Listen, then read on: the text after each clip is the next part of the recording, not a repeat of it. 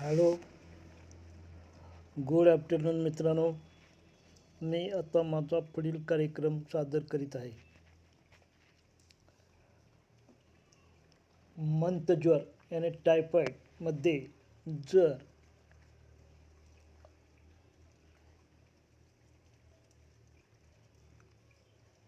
आपल्याला कधी औषधाची क्रिया ताबडतोब होण्याची निकड असेल व यावेळी रोगी अशक्त व सहिष्णू असेल तर एक लहानशी गोळी त्या औषधात भिजवून रोग्याला हुंगायला द्यावी आणि असे परत करू नये, कारण अशा हुंगलेल्या औषधाची क्रिया कधी 8 दिवसापर्यंत टिकू शकते.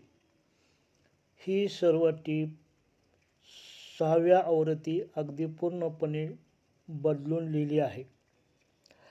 ॲपॉरिझम 247 सूक्ष्म मात्रा ह्या पुन्हा परत केव्हा द्याव्या हे परिस्थितीवर अवलंबून राहील. रोग मुळातच चिरकालीन असेल, परंतु अशुकारी रोगासारखे त्याने स्वरूप धारण केले असेल तर अशावेळी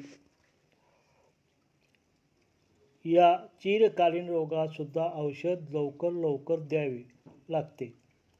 हे अंतर 24 तासापासून ते 5 मिनिटांपर्यंत असू शकते. अशा औषधाचा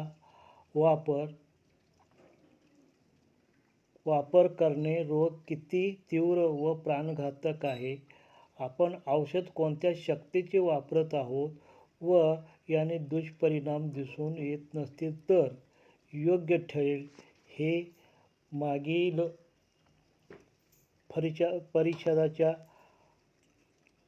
टिपेत सांगितले आहे. ॲपॉरिझम 248 औषध पुन्हा कधी वापरावे हे खालील गोष्टींवर अवलंबून राहील. जोपर्यंत रोग्याला बरे वाटत आहे तोपर्यंत औषध पुन्हा परत देऊ नये. 2. औषधाचे नियोजन कार्य संपले किंवा स्थगित झाले तर तेच औषध पुन्हा परत द्यावे. 3. औषध अन्य प्रकारची दुसरी लक्षणे उद्भवली तर अशावेळी औषध बदलवणे आवश्यक आहे. यासंबंधी निश्चित स्वरूपाचे हार्ड अँड फास्ट रूल घालून देणे अशक्य आहे. ॲपॉरिझम नंबर 249 जर आपण रोग्याला योग्य होमिओपॅथिक औषध दिल्यानंतरही नवीन त्रासदायक लक्षणे उत्पन्न झाली व त्या औषधापासून काहीच फायदा नसेल तर त्या औषधाची निवड चुकीची आहे असे समजावे.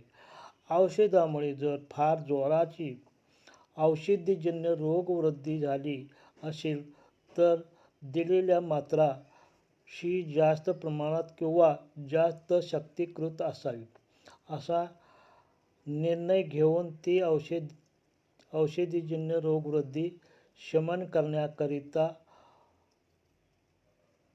उतारा म्हणून दुसरे योग्य औषध द्यावे व नंतर सर्व लक्षणसमुच्चय लक्षात घेऊन दुसरे योग्य जास्तीत जास्त समान औषध निवडावे.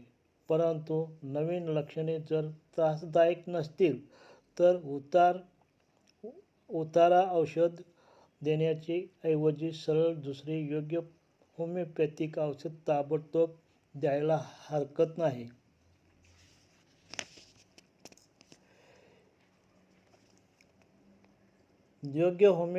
ॲपॉरिझम 250 योग्य होमिओपॅथिक औषधाची निवड केल्यानंतरही जेव्हा रोग अधिक वाढत जातो किंवा औषधीजन्य रोगवृद्धी सतत होत असते व त्यामुळे रोग्याला त्रास वाढतच जातो, अशावेळी आपण दिलेले औषध चुकीचे आहे असा निर्णय घेऊन रोग्याचा त्रास कमी करण्याकरिता पुन्हा दुसरे योग्य औषध द्यावे.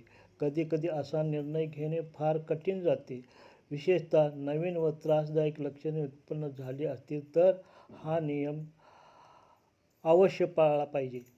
हीच गोष्ट परिच्छेद नंबर 167 मध्ये स्पष्टपणे सांगितलेली आहे.